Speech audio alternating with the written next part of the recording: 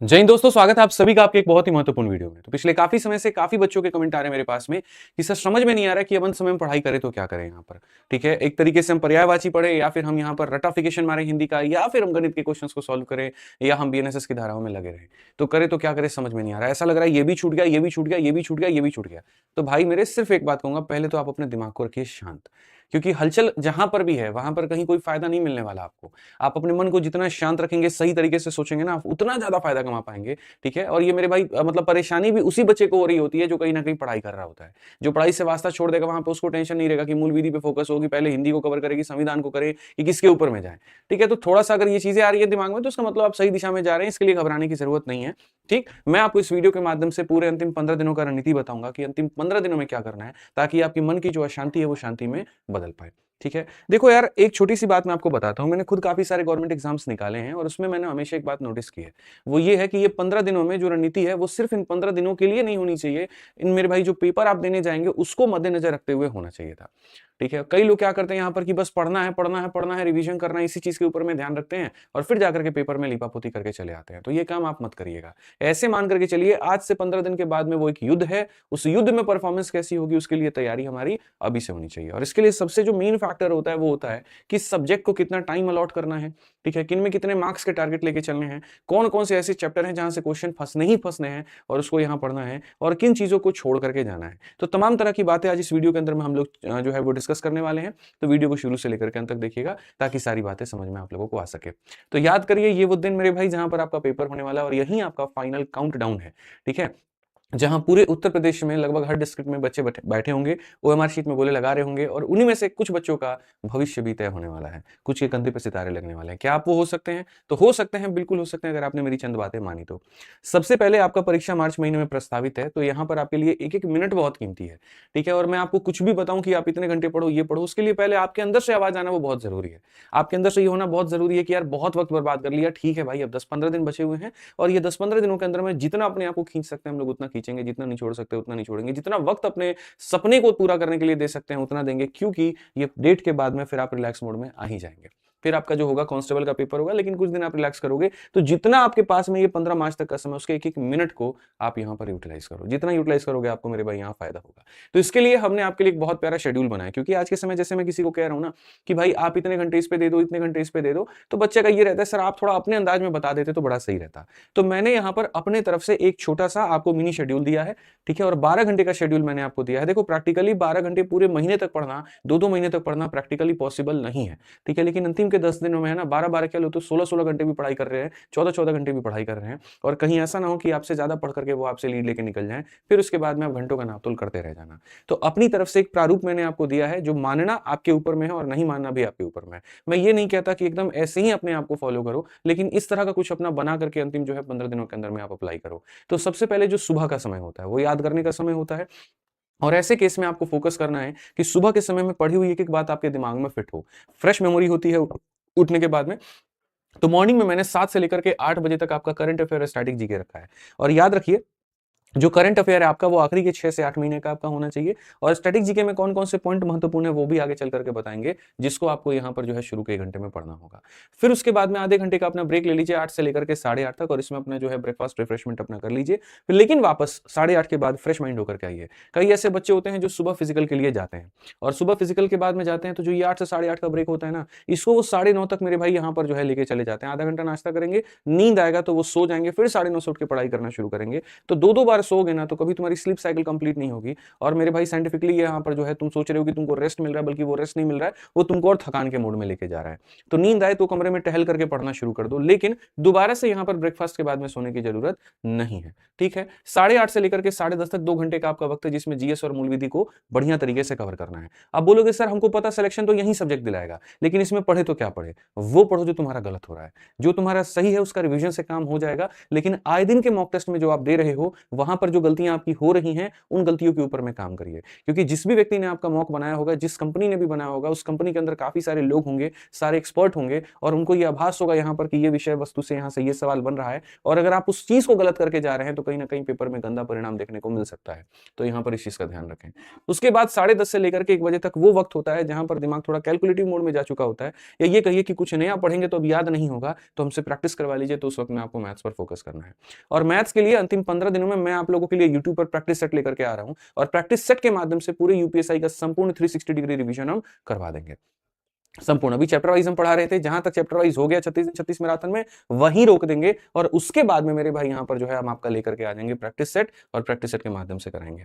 1 से लेकर के 3 बजे मैंने पूरा वक्त दिया है आपको नाश्ता करने का, थोड़ा सा रेस्ट करने का अपना पूरा, तो इसमें आप रेस्ट करिए, और 3 बजे से लेकर के 5:30 तक आप अपने रीजनिंग को 2 से 2.5 घंटे का वक्त दीजिए। बोलेंगे सर रीजनिंग को गणित के बराबर का वक्त क्यों दिया है? देखो, जिनकी रीजनिंग कमजोर है वो बराबर का वक्त ले, और जिनका अच्छा है तो इस समय के अंदर में वो गणित भी अपना पढ़ सकते हैं या कोई और विषय भी पढ़ सकते हैं, क्योंकि आपके कुछ टॉपिक बड़े अच्छे हैं, बड़े प्यारे हैं, जैसे मशीन इनपुट आउटपुट हो गया यहाँ पर, ठीक है, कोडिंग डिकोडिंग हो गया, तो इसके ऊपर में ध्यान रखने की जरूरत है। ये सबको लगता है कि मेरा स्ट्रॉन्ग पार्ट है, रीजनिंग तो हम कर ही लेंगे, लेकिन फिर भी लोगों के पूरे नंबर नहीं आते हैं, तो अपने आप में एक बहुत बड़ा प्रश्न चिन्ह है, आप इस बात को मान के चलिए, ठीक है। ऐसे ही अगर हम बात करें तो 1 घंटा हमने आपकी हिंदी को दिया हुआ है, और इस तरीके से फिर आपका रात में जो सबसे महत्वपूर्ण भाग है, पूरे दिन में अगर कोई चीज छूट भी जाए ना, कोई दिक्कत की बात नहीं, लेकिन अंतिम के समय में तुम्हारा ये वाला भाग नहीं छूटना चाहिए। शाम के 7 बजे एकदम नियम लगा लो कि 7 से लेकर के 9 बजे तक मुझे एक ऑफलाइन का मॉक टेस्ट देना है, और ओएमआर शीट पर ही देना है। बच्चे मेरे, भाई मेरे, दोस्त मेरे, यकीन मानो अब ऑनलाइन पेपर मत लगाना। ऑनलाइन जितना लगा दिया तो लगा दिया, अब यकीन मानो तुम्हें अंतिम समय में ओएमआर पर अभ्यास करने की जरूरत है।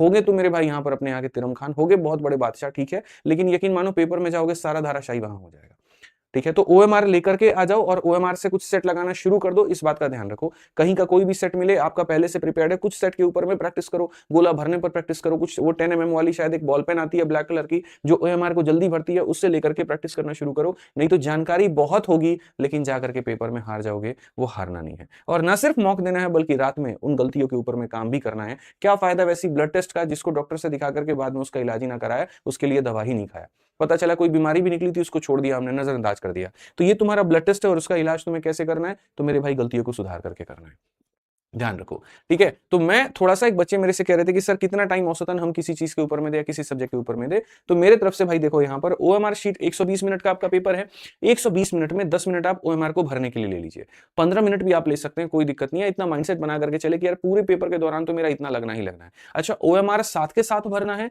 या एक साथ भरना है? एक साथ भरना है, साथ के साथ नहीं भरना, और एक साथ की प्रैक्टिस अभी से लगानी है। इसमें रिस्क भी हो सकता है यहाँ पर मेरे भाई आपके साथ ऐसा भी हो सकता है कि अंत में 5 क्वेश्चन का ओएमआर गोला लगाना भूल जाएं, या गलती होने की संभावना हो, ठीक है। तो जो जिस तरीके से अभी प्रैक्टिस करता चला आ रहा है, जो साथ के साथ प्रैक्टिस करता चला आ रहा है, वो साथ के साथ भर ले, और जो ऐसा लगता है कि नहीं सर हम पहले 50 क्वेश्चन कर लेंगे फिर भरेंगे, फिर 50 कर लेंगे फिर भरेंगे, वैसे कर ले। और जो ये लगता है कि नहीं सर अंतिम के 15 मिनट तो मैं छोड़ ही दूंगा या दूंगी, सिर्फ ओएमआर भरने का काम होगा मेरा, तो फिर उस तरीके से ओएमआर भर ले। और अगर आपको मानो एक तरीके से थोड़ा सा समझना भी है कि ओएमआर भरने में कितना टाइम लगता है, 1 रुपया का एक ओएमआर शीट खरीद के आता है, आप 10-12 ओएमआर लेकर के आ जाओ, स्टॉप वॉच ले लो, टाइमर ले लो, और उसके बाद में गोले को भर भर के देख लो कि औसतन पूरा गोला भरने में आपको, सारे सवालों का गोला भरने में कितना समय आपको लगता है, 160 सवालों का, ठीक है। तो उससे 2 मिनट 4 मिनट फालतू छोड़ करके चलना ओएमआर को भरने के लिए, आप इतना मान लीजिए। किसी की रफ्तार ज्यादा होगी, किसी की रफ्तार कम होगी। उसके बाद में जो ये बाकी विषय आपके बन जाते हैं, इसके ऊपर में अगर आप हिंदी में देखें 40 प्रश्न आपके आ रहे हैं, तो 10 से 12 मिनट का टारगेट लेकर के चले कि मुझे निपटाना है, और सवालों से दिल लगी वहां पे नहीं करनी है, ठीक है। कोई क्वेश्चन कम समझ में आए, मार्क पर रिव्यू करिए, मतलब गोला लगा दीजिए, बाद में देखेंगे, और आकर के वापस भैया हम क्वेश्चन लगाएंगे। जीएस मूल विधि में ऐसे ही यहाँ पर 13 से 15 मिनट लेके चलना है। मैथमेटिक्स में आपको 40 मिनट का टारगेट, 35 से 40, और रीजनिंग में आपको 35 से 40 मिनट का टारगेट लेकर के बढ़ना है, तब जाकर के बात आपकी बनेगी, नहीं तो नहीं बनेगी। टारगेट समय से जब आप ऊपर जाएंगे तो आपके दिमाग में ये बार बार ट्रिगर होगा, यार अब वक्त ज्यादा जा रहा है, मेरे गलती हो सकता है, मेरे नंबर कट सकते हैं, तो इस बात का थोड़ा सा आपको ध्यान रखना पड़ेगा। अब गणित में बच्चा मेरे से पूछता है कि सर क्या पढ़ के जाएं, तो देखो मैंने 36 दिन 36 मैराथन में बहुत ऐसे टॉपिक पढ़ा दिए, और सबसे बहादुरी का काम आपने और हमने मिलकर के क्या किया कि हम लोगों ने वो टॉपिक को सबसे पहले पढ़ा जो आपके पेपर पॉइंट ऑफ व्यू से सबसे ज्यादा जरूरी था, या ये कह लीजिए जिसकी वेटेज ज्यादा थी। मैं हमेशा कोशिश भी वही करता हूं कि हाई वेटेज के टॉपिक को पहले खत्म करा दूं, जिससे आपके मॉक में तुरंत मार्क्स एकदम बूस्ट होने लगे और आपके पेपर में भी अच्छे नंबर आ जाए। तो जो हाई वेटेज वाले टॉपिक है, जैसे से number system, percentage, SI DI, ratio proportion, time speed distance DI, ये सारे हाई वेटेज वाले टॉपिक है। तो इनको आपको दोबारा से एक बार रिवाइज कर लेना है। इनमें कहीं पर कोई गलती हो रही है तो 36 दिन 36 मैराथन की वीडियो जो मैंने यूट्यूब पर करवाई हुई है, आप उसको देख सकते हैं। काफी लोगों को नहीं पता होगा 36 दिन 36 मैराथन क्या है। तो मेरे भाई 36 दिन 36 मैराथन एक यूट्यूब पर एक फ्री प्लेलिस्ट है जो यूपीएसआई के बच्चों के लिए ही बनाया गया। देखो हमारा एक चैनल है रैंकर्स गुरुकुल करके, जिसके ऊपर में आप ये वीडियो देख रहे हो। इसमें जब आप जाओगे तो प्लेलिस्ट है, और प्लेलिस्ट का मेरे भाई यहाँ जो नाम है वो 36 दिन 36 मैराथन है, आप देख सकते हैं। इसके अंदर में हमने कुल मिलाकर के 23 क्लासेस कराई है, और एक एक टॉपिक हमने यहाँ पर जो है यूपीएसआई के लिए करवा दिया, और एकदम 2017 से लेकर के सारे बढ़िया बढ़िया क्वेश्चन हमने करवा दिए। तो मेरा आपसे जो अनुरोध रहेगा वो ये रहेगा कि जो भी टॉपिक में आपको दिक्कत आ रही है, अभी आप यहाँ पर अंत समय में 36 दिन 36 मैराथन से आप उसको पढ़ करके जाइएगा, आपको ज्यादा फायदा होगा। बाकी अपने बैच से भी रिवीजन कर सकते हैं, वो कोई बहुत बड़ा रूल नहीं है, ठीक है। अभी हम आप लोगों का यूपीएसआई का मार्च में जैसे शुरू होता है मार्च का महीना, वैसे हम आप लोगों के लिए प्रैक्टिस सेट करवा देंगे, गणित का प्रैक्टिस सेट करवा देंगे, जिससे आपका क्वेश्चन का रफ्तार बढ़ जाएगा। एक तरीके से जैसे अभी क्या हो रहा है कि तुम लोग एकदम चैप्टर वाइज चल रहे हो, बट पेपर में तुम्हारा मिक्स क्वेश्चन आएगा, और मिक्स क्वेश्चन की आदत आपको है नहीं, तो मिक्स क्वेश्चन की प्रैक्टिस एकदम अंगद की तरह आदमी खड़ा होकर के यूट्यूब पर आपको कराएगा और बहुत फायदा पहुंचाएगा। ऐसे ही रीजनिंग में आपको सेम काम करना है। जो आपका वीक टॉपिक है, या ये कह लीजिए जो हाई स्कोरिंग है, दोनों के ऊपर में काम करना है। कमजोर कड़ी पर काम नहीं किए तो चित हो जाओगे, और हाई स्कोरिंग पर फोकस नहीं किए तो भी चित हो जाओगे। तो इस बात का ध्यान रखना कि जो तुम्हारा हाई स्कोरिंग टॉपिक है, जैसे कोडिंग डिकोडिंग हो गया, मशीन इनपुट आउटपुट हो गया, सीरीज एनालॉजी और क्लासिफिकेशन हो गया, इसके ऊपर में काम करो। और बाकी कमजोर तो आपको अपना पता होगा कि वो क्या है। और सबसे पहले इनके जो जो छोटे नोट कर लो आज ही पेपर के दिन में कि भैया मेरा ये 4 टॉपिक बाकी है, फटाफट यहाँ पर वीडियो देखनी है, जिस भी शिक्षक का आपको समझ में आए, जिससे बढ़िया आपका हो जाए, ठीक है। उसके सेक्शनल टेस्ट फटाक देना लगा लेने हैं, और उसके बाद में यहाँ पर इसका जो है बढ़िया तरीके से सेक्शनल मॉक के माध्यम से प्रैक्टिस इसका करना है। रीजनिंग का रिविजन सेक्शनल मॉक से करते रहिए, आपका काम होता रहेगा। हिंदी में अगर हम बात करें तो देखो हिंदी में क्या है, साहित्य का इस बार बहुत बड़ा रोल होने वाला है। मैं पहले ही बता दूं, काफी बच्चों से मेरी लगातार बात होती रहती है, तो उनकी स्ट्रेटजी गाइडेंस पर हम लोग मिलकर के काम करते हैं। और मॉक टेस्ट के भी मैं थोड़े से पूरा पैटर्न मैंने देखा, जो अलग अलग कंपनीज ऑनलाइन में मॉक करा रही हैं, तो उन्होंने साहित्य के ऊपर में ज्यादा काम किया। 5-5 6-6 सवाल वो साहित्य में कर रहे हैं, पुरस्कार के ऊपर में कर रहे हैं आप, और इनमें वैरायटी बहुत ज्यादा है। जैसे अगर आप देखोगे ना, तो जैसे टॉप 100 प्रसिद्ध कवियों की रचनाएं, फिर उसके बाद में उनके उपनाम हो गए यहाँ पर, फिर उसके मूल नाम हो गए यहाँ, या साहित्य अकादमी का पुरस्कार हो गया आपका, ठीक है। उसके बाद में व्यास सम्मान और ज्ञानपीठ पुरस्कार हो गए। तो एक एक चीज, मतलब ये नहीं कि खाली व्यास सम्मान पढ़ के चलेगा, ज्ञानपीठ नहीं पढ़े, उसको भी पढ़ना है आपको, इससे क्वेश्चन आपका आएगा, ठीक है। और छोड़ करके जाने वाला महामूर्ख आदमी और कुछ नहीं है, कि 4 साल के बाद की वैकेंसी में भी अगर तुम इतनी चीजें छोड़ करके जा रहे हो, तो भैया फिर तुम किस बात की तैयारी कर रहे हो, ये मान के चलो। प्रथम उपन्यास, प्रथम कहानी, प्रथम नाटक, तीनों पर, उपन्यास पर भी काम करो, नाटक पर भी काम करो, कहानी पर भी काम करो, तीनों में हो सकता है तुम्हारे सेट में कोई भी भिड़ जाए, ठीक है। और ये बार बार मैं ये कह रहा हूं, समझना मेरी बात को, इसकी इंटेंसिटी को समझो। ऐसे ही मैं हवा में बात नहीं कर रहा, बहुत जरूरी है तुम्हारे लिए। और ऐसे ही व्याकरण और शब्दावली में यहाँ पर जो कि रट्टाफिकेशन है पूरा पूरा, तुम्हारा रस हो गया, छंद हो गया, अलंकार हो गया, समास हो गया, तत्सम तद्भव हो गया, ठीक है, संधि हो गए, ये सारी चीजें बढ़िया तरीके से आप अपना याद कर लीजिए। पर्यायवाची हो गया और विलोम शब्द, ठीक है। ये तो तुम्हारे फ्री के नंबर है, इसको नंबर छोड़ करके नहीं आ सकते। अगर इसमें भी नंबर छोड़ दिया तो मैं क्या ही बोलूं फिर, ठीक। नेक्स्ट आपका हो जाता है यूपीजी के स्टैटिक जी के मूल विधि। उसका भी मैं आपको तरीका बताता हूं। देखो सबसे पहले जो आपका जीएस का पार्ट है, पॉलिटी है, साइंस है, इकोनॉमिक्स, हिस्ट्री, पूरा मैंने यहां मेंशन कर रखा है, किसके ऊपर में कितना काम करना है, कैसे पढ़ाई करनी है, जनगणना कब से कब लेकर पढ़ना है, और किसके ऊपर में क्या है। तो ये देखो भाई, ये वाला पार्ट तुम्हारा पूरी तरीके से होना चाहिए कंप्लीट। और इसके अलावा फिर से कहूंगा, मॉक में जो गलती हो रही है उसके ऊपर में आप काम करते जाओ। मूल विधि में अगर आप देखोगे तो बीएनएस पूरा बढ़िया तरीके से पढ़ करके जाइए, सुरक्षा अधिनियम जो है यहाँ पढ़िया, और महत्वपूर्ण फैक्ट आप पूरा पूरा पढ़ करके जाइए, एक एक चीज के ऊपर में काम करिए। थोड़ा सा जीएस में एक बात का ध्यान रखिएगा कि साइंस में जो आपका विटामिन वाला पार्ट है बायो का, उसको पढ़ लीजिएगा वहां पर, क्योंकि अभी जो रिसेंट में परीक्षाएं हुई है उसके क्वेश्चन वहां पर ज्यादा पूछे गए थे। ऐसे ही इकोनॉमिक्स में आपका पंचवर्षीय योजना हो गया, आरबीआई हो गया, मुद्रास्फीति हो गया, ये भी बहुत पढ़ना बहुत जरूरी है, इसके ऊपर में थोड़ा सा आप ध्यान रखिएगा। जितना जरूरी आपके लिए बच्चों पढ़ना है ना, फिर से रिपीट करता हूं, उतना ही जरूरी प्रैक्टिस करना है।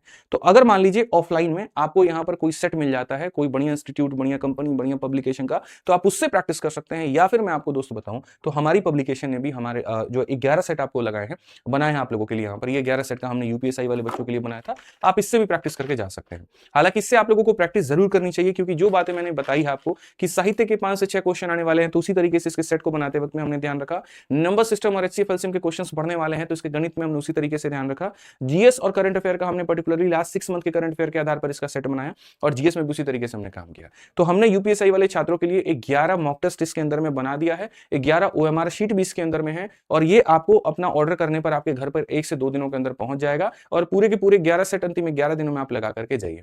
और हमने जो कीमत भी रखी है इसकी एकदम नामात्र के बराबर है, 130 रुपए के अंदर में विथ डिलीवरी चार्ज, मतलब आपको आपके घर पर पहुंच जाएगा। 60-70 रुपए की तो डिलीवरी और 60-70 रुपए की आपका ये कंटेंट है, और दोनों में आपको ये पहुंच जाएगा। और इसके 11 के 11 सेट को लगा करके जाइएगा। इसका सॉल्यूशन भी इसी के अंदर में दिया गया है, स्कैन करने पर वो आ जाएगा, तो उसको भी बढ़िया तरीके से आप पढ़ लीजिएगा, अपनी गलतियों के ऊपर में काम कर लीजिएगा। और बाकी मैं तो कहूंगा कि ये 11 सेट ही क्यों लगाने, और भी ज्यादा सेट लगाओ। एक इस कंपनी का भी लगा लो, मानो हमने भी अपनी पब्लिकेशन की निकाली, इसका भी लगा लिया, एक और भी लगा लिया, ठीक है। इस समय 100-200 रुपए तुम्हारे लिए बहुत महंगे नहीं होने चाहिए, तुम्हारा अभ्यास बहुत महंगा होना चाहिए, रिविजन बहुत महंगा होना चाहिए, प्रैक्टिस बहुत महंगी होनी चाहिए, उसके ऊपर में काम करो, ठीक है।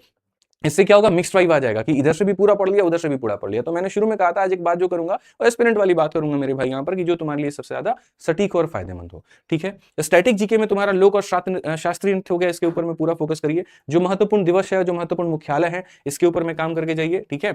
और यूपी जीके में जैसे अगर हम बात करें तो वही है, कॉमन घिसा पिटा है कि प्रमुख नदियां, बांध, सीमाएं हो गया, मेला हो गया, महोत्सव हो गया, लोकगीत हो गया, ठीक है। उसके बाद में यहाँ पर नवीनतम योजनाएं, अभी रिसेंट में योगी जी ने काफी कुछ लॉन्च किया है, उसको लेकर के सवाल पूछा जा सकता है, कुंभ को लेकर के सवाल पूछा जा सकता है, ठीक है। ये कंट्रोवर्सी नहीं पूछा जाएगा, शंकराचार्य जिसके वीडियो में तुम दिन भर घुसे रहते हो उसमें मत जाना, जो तुम्हारा एक तरीके से सरकार के काम से संबंधित हो, योजनाओं से संबंधित हो। हालांकि कई ऐसे योजनाएं हैं जो कागजों पर है लेकिन जमीन पर नहीं है, लेकिन फिर भी आपके पेपर के लिए महत्वपूर्ण है, यूपी पीसीएस के लिए महत्वपूर्ण है, आपके लिए महत्वपूर्ण है, तो आपको उसको पढ़ के जाना पड़ेगा, उसके ऊपर में जो है अपना स्ट्रॉन्ग होल्ड रखना पड़ेगा। तो करंट अफेयर में इन बातों का थोड़ा सा ध्यान रखें। नेशनल इश्यूज पर जितना फोकस कर रहे हैं बढ़िया बात है, लेकिन आप अपने राज्य स्तरीय मुद्दे पर भी बहुत ज्यादा अपनी पकड़ बना करके चले, क्योंकि आपका पेपर जो है वो स्टेट गवर्नमेंट का, सेंट्रल गवर्नमेंट वाला नहीं है। तो अधिकतर सरकार कोशिश करती है कि हमारे अपने राज्य के बारे में बच्चे को अगर ज्यादा जानकारी है तो हमारे लिए उतना ज्यादा फायदे की बात है। तो ये देखें, तो ये तो हो गया कि पूरे 15 दिनों में देखो अभी तक हम लोगों ने क्या क्या समझा, टाइम टेबल क्या होना चाहिए, क्योंकि अगर हमने अपने आप को टाइम टेबल में नहीं बांधा तो हमारा वक्त जाया होगा। फिर दूसरा हमने पढ़ा कि हमारा इंपॉर्टेंट भाग क्या होना चाहिए, अगर वो इंपॉर्टेंट भाग नहीं पढ़ा तो पढ़ने के लिए 100 चीजें हैं मेरे भाई, हिंदी में ही 100 चीजें हैं, उसी तरीके से जीएस में ही 100 चीजें हैं। तो जो सबसे पहले हाई वेटेज वाले हमने उसको ब्लॉक किया कि भाई इसको हमें पहले पढ़ना है, इसको ज्यादा से ज्यादा पढ़ना है। फिर तीसरा जो है यहाँ रिविजन मोड पर आ गए, रिविजन मोड के ऊपर में जो है जितना हो सकता है जो पढ़ा है उसको पहले ब्लॉक कर लो कि ये रिवाइज कर करके इसको ठोस बना देते हैं कि यहाँ पर ये ना निकले, नहीं तो रेत हाथ में तो आ गया लेकिन धीरे धीरे फिसलता चला जाएगा। तो रेत हाथ में आ गया तो पानी डाल दो कि जम जाए, कि फिसले ही नहीं। वही कहानी है, जो चीजें दिमाग में स्टोर हो गई तो अब उसको मेरे भाई यहाँ पर रिवीजन के माध्यम से और उसको पक्का बना लेना है ताकि तुम भूलो ना। और सबसे अंतिम जो चोट मारना है वो मारना है आपको बढ़िया तरीके से प्रैक्टिस करके। और प्रैक्टिस करने के लिए भी मैंने क्या कहा है, ओएमआर शीट पर करो। पहले तो ब्लैंक ओएमआर 3-4 मंगा करके देख लो वहां पर कितना औसतन टाइम लग रहा है तुमको ओएमआर भरने में, क्योंकि ओएमआर गोला भरने की स्पीड को पहले बढ़ाओ। शुरू आपको लगेगा 12 मिनट, 14 मिनट, 15 मिनट, लेकिन प्रैक्टिस करते करते करते करते 8-10 मिनट तक भी लेकर के आ सकते हो। तो वहां पर भी वक्त बचा लिया तो वो भी एक कला है। लोग सोचते हैं हम सवाल जल्दी बना लेंगे, अरे सवाल जल्दी बनाओ वो भी ठीक है, ओएमआर भी जल्दी भरो वो भी एक कला है, उसको भी उसके ऊपर में भी ध्यान दो, ठीक। और बाकी तो सेट लगाना वो तो बहुत जरूरी है। अब ये सारी चीजें कर लेते हो, लेकिन वही बात है, घर कितना भी सुंदर बना लिया लेकिन कहीं पर थोड़ा सा लीकेज रह गया तो बारिश में सारा काम खराब हो जाता है, ठीक है, सारी सुंदरता खत्म हो जाती है। वही कहानी है, पढ़ाई कितनी भी बेहतर कर लिया आपने, लेकिन अगर वो एक लीकेज सोशल मीडिया वाला आपके पास में आ जा रहा है, डिस्ट्रैक्शन का आ जा रहा है, नेगेटिविटी का आ जा रहा है, टाइम वेस्ट का आ जा रहा है, दोस्त का आ जा रहा है, पार्टी का आ जा रहा है, कुछ भी आ जा रहा है, तो सारा कहानी खत्म है, सारी जमी जमाई चीजें खत्म हो जाएंगी। तो अंत के 15 दिनों में इस बात का ध्यान रखना, कोई फालतू का स्ट्रेस नहीं लेना, कोई एंग्जाइटी नहीं लेना, कोई फालतू के दोस्तों के साथ में फोन कॉल्स पे बातें नहीं करनी है, कोई बहुत ज्यादा यहाँ सोशल मीडिया रील तील के चक्कर में नहीं रहना। दुनिया उलट पुलट गई, क्या हुआ क्या नहीं हुआ, धरती कहां से कहां चली गई, कौन से गोले में तुम घूम गए, तुमको पता ही नहीं है। जो पता है वो अपने 15 दिन में तुम्हारा लक्ष्य सामने है, मछली की आंख तुम्हें दिख रही है, इसके ऊपर में तुम्हें फोकस करना है, बस ये पता होना चाहिए। जिन गुरुओं को आपने माना उन गुरुओं को मान करके उनके पढ़ाई गई चीजों को बार बार रिवाइज करके जाइए। अंत समय में यही आपके साथी होने वाले हैं, इस बात का ध्यान रखें और बहुत ज्यादा चीजों के ऊपर में फोकस ना करें। शांत मन ही अंतिम समय में सफलता की